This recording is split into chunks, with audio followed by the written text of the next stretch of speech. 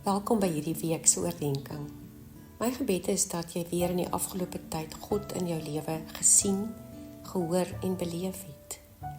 En dat jy ook nou weer sal ervaar dat die God van genade en goedheid by jou is.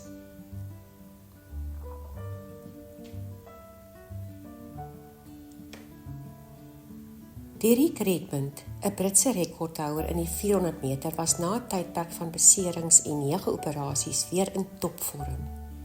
Hy was superfiks en oorgehaal om die goue medalje vir die 400 meter by die 1992 Olimpiese Spele in Barcelona te wen. Hy het suksesvol die uitdinne in uitstekende tye gewen en was verseker die gunsteling om die finaal ook in 'n moontlike rekordtyd te wen. Alles het goed met hierdie wedloop verloop, tot op die 250 meter merk, toe Derek sy duispier skeer en in 'n kreet van pyn op die baan neerval. Binne sekondes sien die skare egter hoe hy opstaan op een been en stadig in die baan begin huppel, gedetermineerd om ten spyte van sy pyn die wedloop te voltooi. Dit was toe wat die skare sien hoe Derek se pa, Jim, deur die sekuriteit breek en tussen die baanbeamptes deur probeer om by sy seun uit te kom. Daar, terwyl sy seun een been sukkelend probeer vorentoe gaan, sien die skare hoe hy sy arm om sy nek sit en hom tree vir tree help om die laaste 150 meter van sy wedloop wel te voltooi.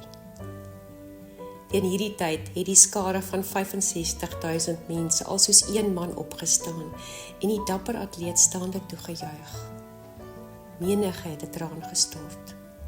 Hulle het geweet dat hulle 'n onvergeetlike oomblik in die geskiedenis van die Olimpiese Spele gemaak het. Hierdie aangrypende verhaal is vir my so simbolies van ons lewens hier op die baan van die lewe. Hier waar ek en jy elke dag probeer om ons beste te gee binne die konteks van ons eie bestaan. Hier waar ons ook maar elke dag besig is met die wedloop van die lewe, die wedloop van geloof, waar ons daagliks oefen om meer liefdevolle mens te wees. Hier waar ons dit soms reg kry om stukkies van Jesus se voetspore te volg.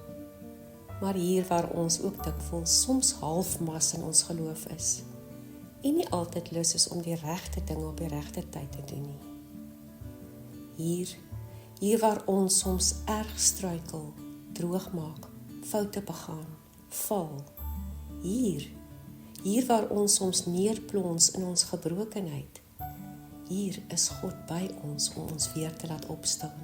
Ja, niks wat ek of jy gedoen het, hoef ons ooit te stop om weer op te staan en aan te gaan nie.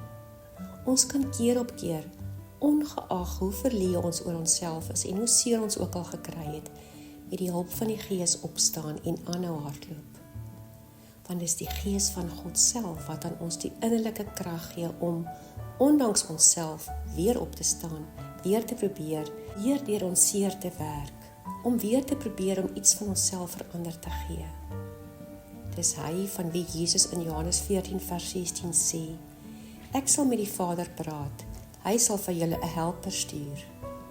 En in Johannes 14 vers 26 herhaal hy homself en sê, later sal my Vader vir julle 'n spesiale helper, die Heilige Gees stuur. En voor Jesus opgevaar het, bevestig hy weer in Handelinge 1 vers 8, ek sal vir julle 'n helper stuur. Kom ons aanvaar vandag, die wedloop van ons lewe sal soms oorwinnend, jubelend wees, tye wat ons dankbaar is, tye wat dit met ons goed gaan.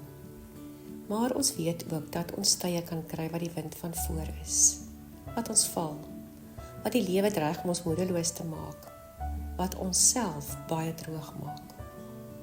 Onthou dan, die vuur in jou kan nie uitgeblus word nie, want jou helper is saam met jou. Hy is daar om jou op te help, jou aan te moedig en jou te dra, totdat ons eendag die oorwinning smaak. Kom ons bid. Here Jesus, so dankie dat U, nadat U vir ons 'n voorbeeld gestel het van hoe ons moet leef, nadat U ons afgerig het, U ook vir ons die Gees self gegee het om ons elke dag hier in ons gewone wêreld te help. Here, ek het U nodig in al die wedlope van my lewe. O Gees van God, hier is my hand. Lei my asseblief. ook vandag. Amen.